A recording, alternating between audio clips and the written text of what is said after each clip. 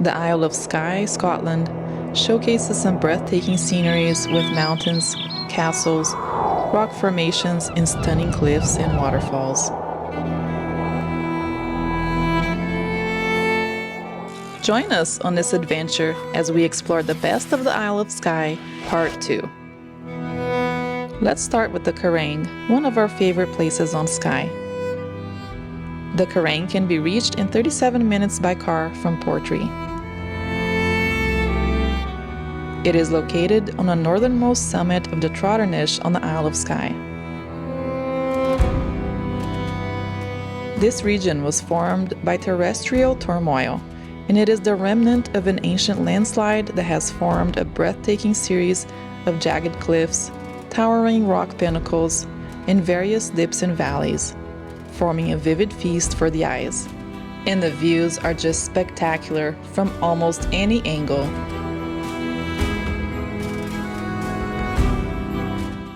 The Quiraing landslip is still moving, and the road at its base requires repairs every year.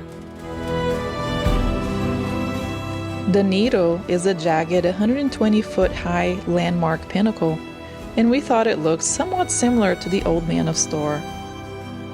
The name Quiraing comes from the Old Norse, which means round fold. Within the fold is the table, an elevated plateau hidden among the pillars. It is said that islanders used this landscape to hide their cattle from Viking raiders.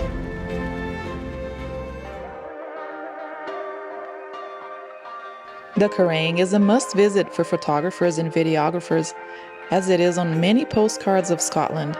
We can definitely understand why.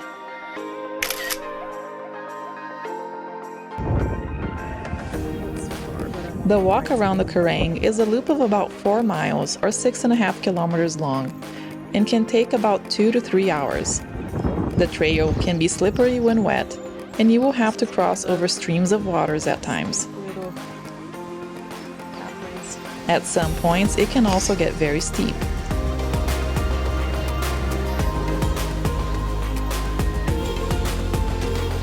The day we hiked was very windy, but the sun was out for the most part of our walk, and it was a very nice day. We did not do the full loop with the kids, however we reached close to the Needle area, took a break to enjoy the spectacular views, and then made our way back. We even got some sprinkles with the sun still shining through.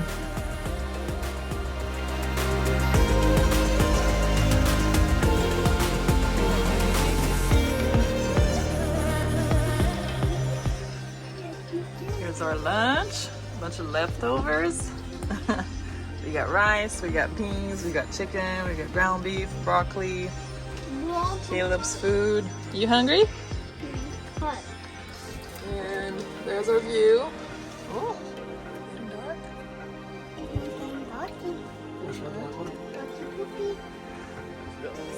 A quick tip if taking the walk around the Quiraing is to make sure to pay for parking that matches the time you think it'll take you to explore. We paid for 4 hours since we didn't go around the whole loop.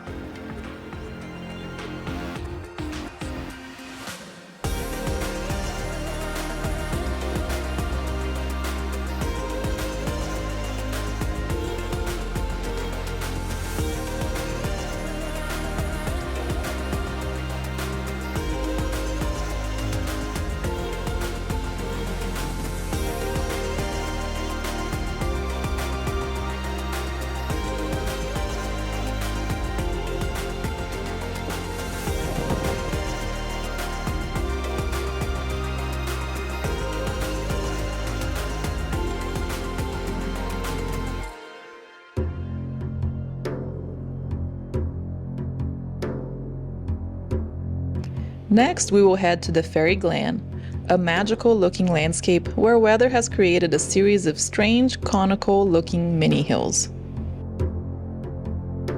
There is a short walk from the car park that takes about 10 to 15 minutes to get here. Located 24 minutes from the Quiraing or 25 minutes from Portree, this area is popular with tourists and a good option if visiting Skye with children. The small hills seem to resemble upside-down beehives. This particular rock formation is known as Castle Ewan, as it resembles what could be a castle ruin. However, there was never one there. There are no specific stories linking the fairy Glen to fairies, but it is sometimes said that mythical creatures created this enchanting landscape. And as it is with most of Skye, this area was formed by an ancient landslide, similar to what happened at the Quiraing. The spiral rocks on the ground are actually placed by tourists in the summer months. However, the locals do not enjoy having to remove these in order to keep the area in its natural state. So if you visit, be sure to leave things as they are and not move any of these stones.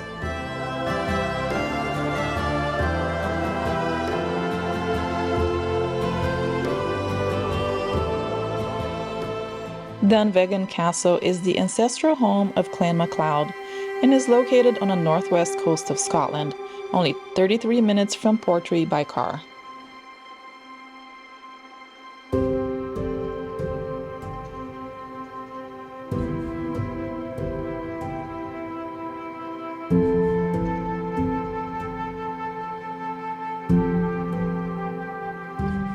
It is the only Highland fortress to have been continuously occupied by the same family for 800 years, and it sits overlooking the ever-so-beautiful Loch Dunvegan on the Dunvegan estate, which extends across 42,000 acres.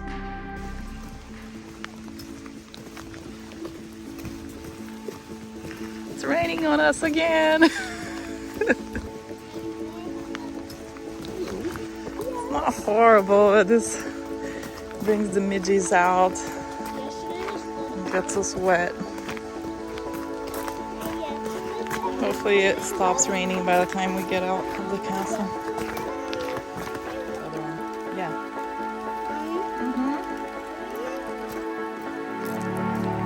The MacLeods, one of the most important Highland clans, have roots reaching back into Norse and Viking history.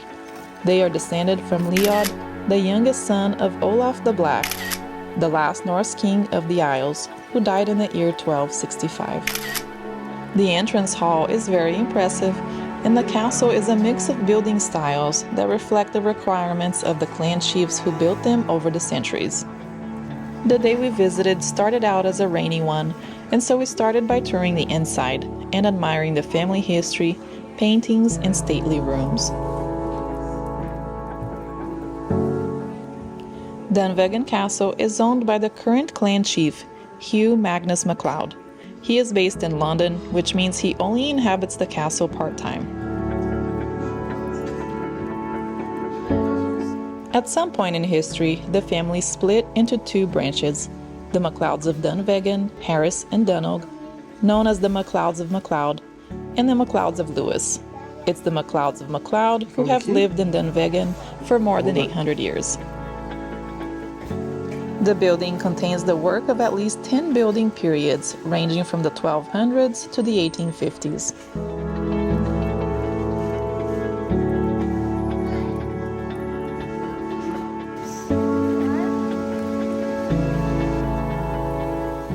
And thankfully, by the time we got to tour the gardens, there wasn't as much rain as earlier.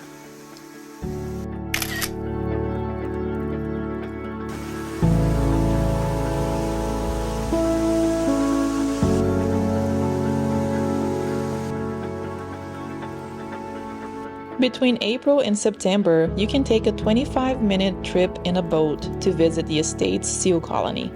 You might also spot nesting herons and sea eagles too.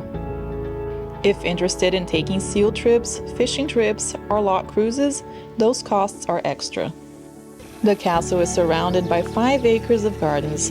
They were planted in 1978 along the lines of earlier gardens created in the 18th century and include a rose garden, a water garden, and walled garden.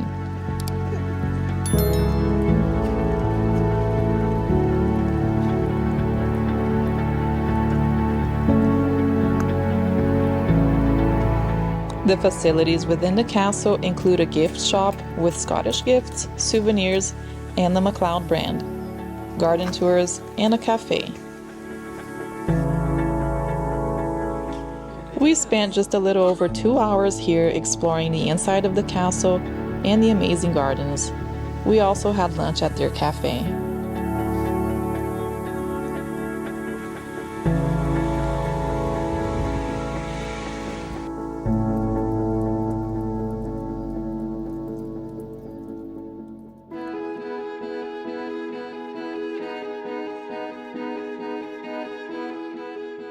Neist Point is located on the most westerly tip of the Isle of Skye and is one of the most famous lighthouses in Scotland. From Portree, it takes about an hour to get here. The road that leads there is narrow with many potholes at some points, as well as lots of sheep hanging out, so take care during your drive. The lighthouse was built in 1900 when it used to be manned. It is now automated and no longer requires daily maintenance. The light from it is 43 meters above sea level and can be seen up to 16 nautical miles offshore. The keeper's cottage, which surrounds the main tower, is now privately owned. We didn't do the walk all the way up to the lighthouse, however it is possible to get close to it. The path is about 2.2 kilometers or 1.4 miles and takes 45 minutes to 1 hour.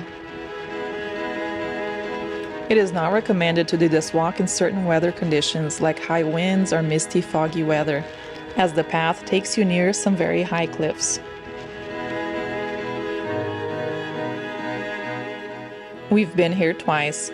The first time we went was in the morning and there was no wind.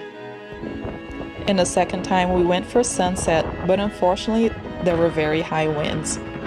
It had also rained earlier, so the ground was very boggy, and we just looked at it from the cliffs before we get to the pathway.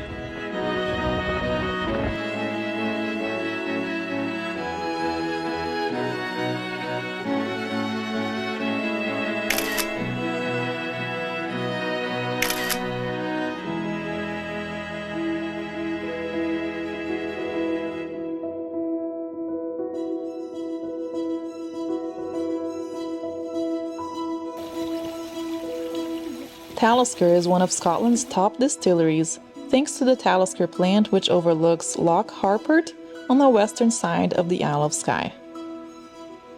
Talisker is owned by Diageo, who churn out more than 3 million bottles of Skye single malt each year, making Talisker the second most popular distillery in Diageo's lineup. Until recently, Talisker was the only distillery on Skye, but it has now been joined by Torabeg on the southern side of the Sleat Peninsula.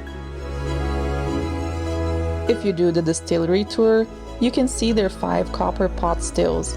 Take a look at the casks in the warehouse and have a taste of their award-winning Talisker single malt Scotch whiskey in the visitor center.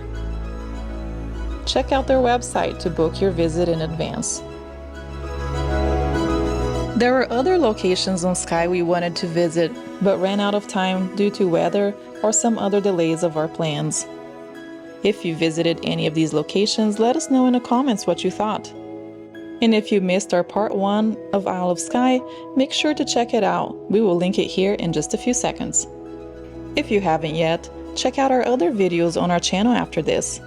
And if you enjoyed this video, please consider subscribing. It's completely free and will help grow the channel here on YouTube. And a special thank you to everyone who has already subscribed. Your support and kind comments are so encouraging and mean the world to us.